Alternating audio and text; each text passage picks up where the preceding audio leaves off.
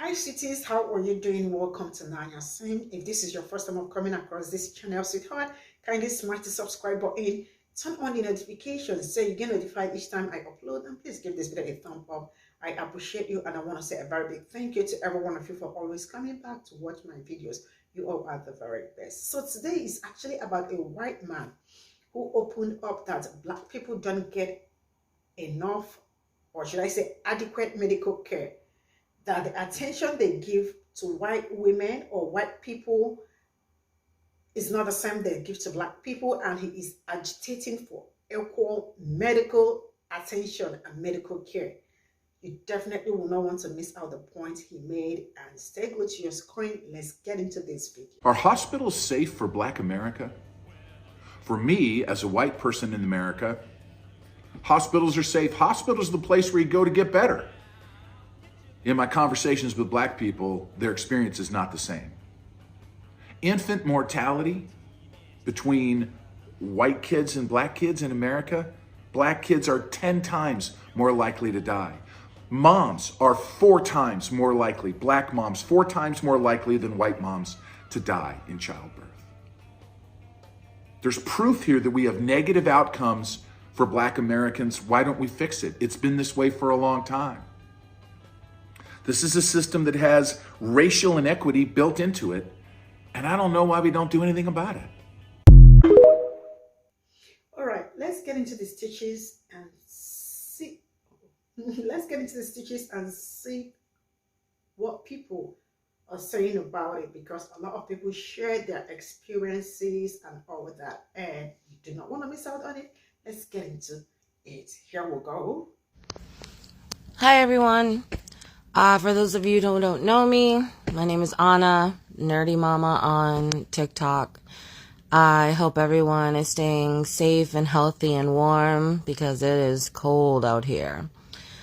I'm not a good public speaker, so bear with me. I decided to come on TikTok to speak about the bias and the disparities that I experienced recently while being hospitalized.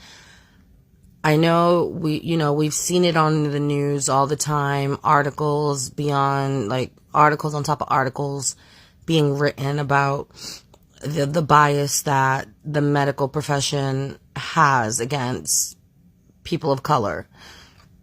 And I wasn't ignorant to it. I knew it was happening. I knew it was an issue. And then it happened to me, and I couldn't stay quiet. I had to come out and use the small platform that I have, because I'm not anybody important, but just to get the word out there. So just a little backstory. I had COVID, and, I was quarantining in my house, and about 3 days in, I started getting this real bad pain in my back. I automatically knew what it was because I've had them before. I was like, this is a kidney infection. Before I went into, sorry, I hate when this is crooked. Before I went into the emergency room, I didn't want to put anybody else at risk, so I decided to finish my quarantine, which was about 3 more days, I believe, 2 or 3 more days, and then go to the ER. And while I was in quarantine, a lot of kidney infections and stuff it's your kidneys. So it could have been a UTI that was untreated or whatever. So I was drinking lots and lots of water, trying to flush out my kidneys because 1, common sense. 2, I've been through this before. This was my 4th in my whole life, my 4th kidney infection. So I get to the hospital. I can barely walk. I literally felt like by the time I went, like my kidney was going to burst. I was in so much pain. I went to the hospital. They put me in a room. They come in. They're examining me. Anytime they told me to move, I flinched. I said, ow. I cried out in pain. It was horrible.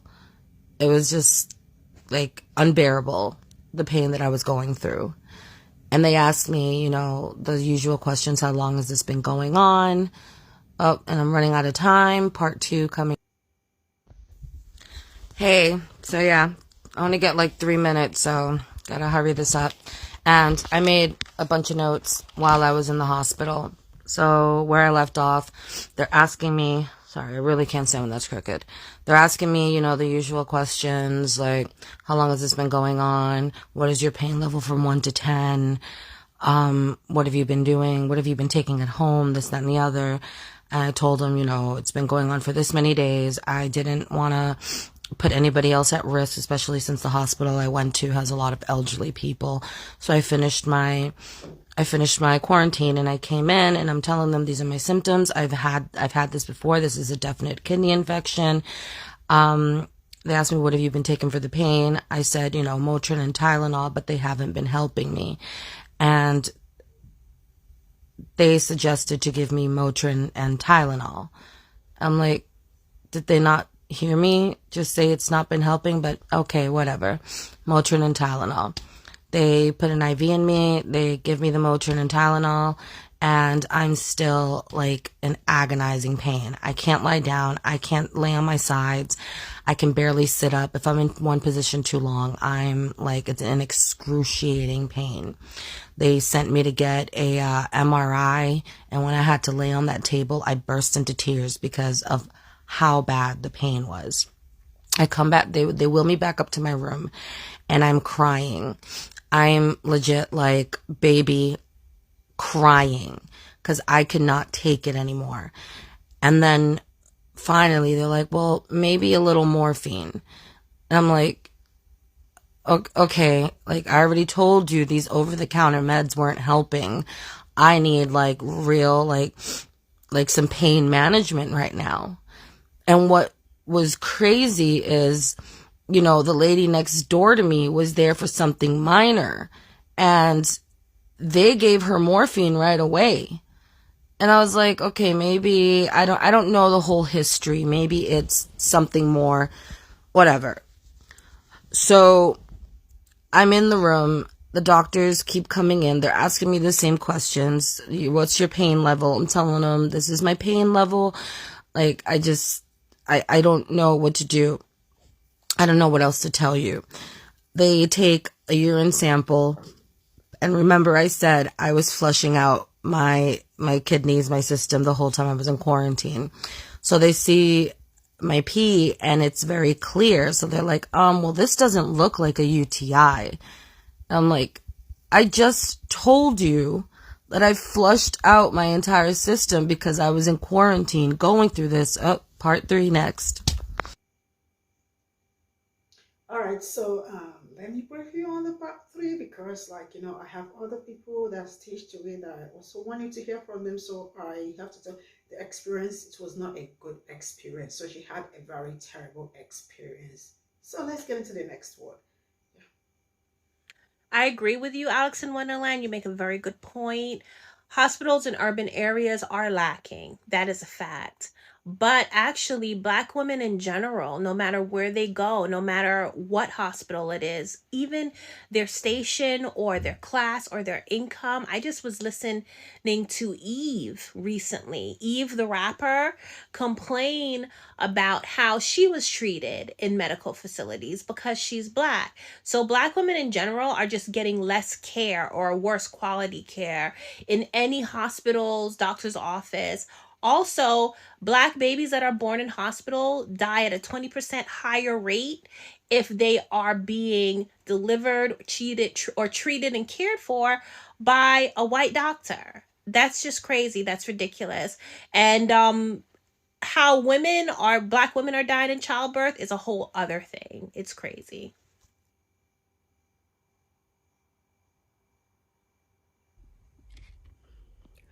Hi, I'm Shay.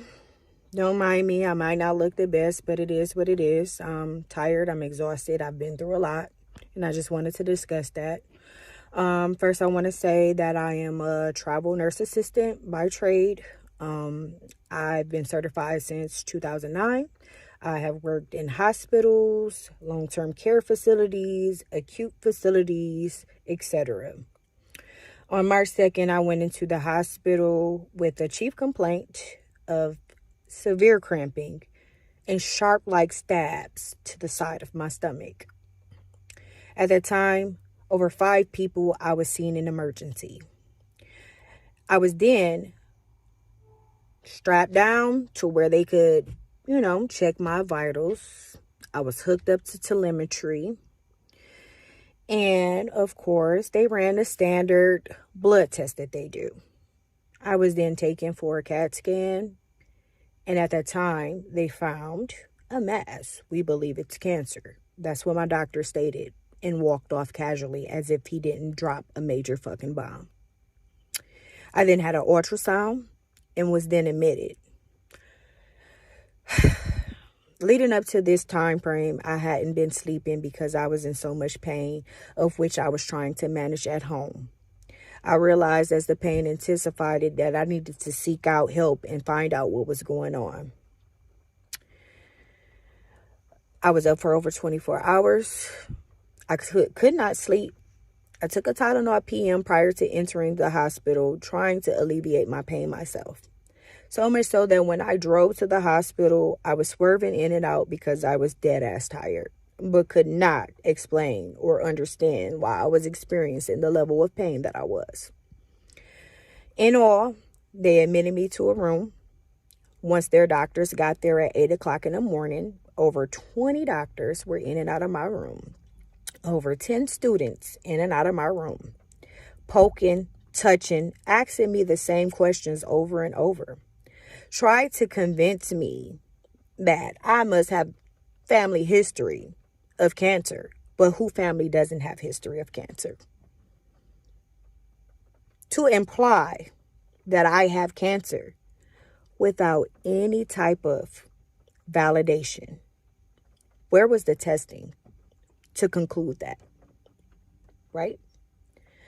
Furthermore, after all those doctors come in and out, I had multitude of them asking me over and over and over what medications was I taking. Vitamin C, vitamin D, zinc, elderberry, and Man, this is really not a good story. Like,